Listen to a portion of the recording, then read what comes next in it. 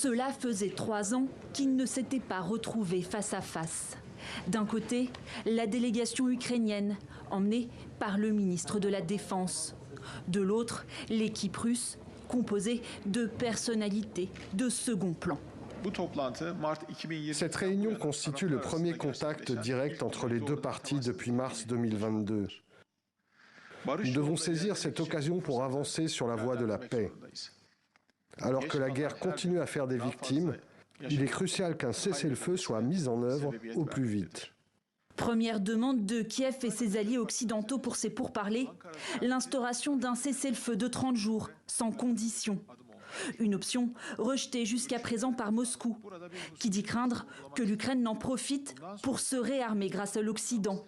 Après moins de 2 heures de discussion, la Russie n'a pas totalement écarté la possibilité d'une pause dans les combats.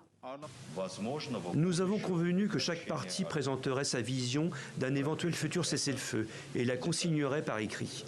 Une fois ces projets présentés, nous estimons qu'il est raisonnable de poursuivre nos discussions.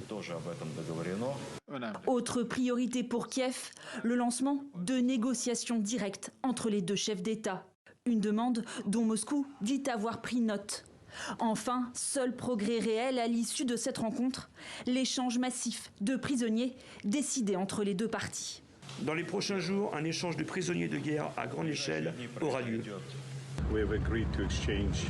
Nous avons convenu d'échanger 1000 personnes et nous travaillons sur d'autres modalités. Nos collègues sont en contact et nous échangerons tous les documents. La délégation ukrainienne qui accuse Moscou d'avoir formulé ce vendredi des demandes inacceptables. C'est ce que confie à l'AFP une source diplomatique. Parmi ces exigences figure notamment le retrait des forces de Kiev de vastes parties du territoire.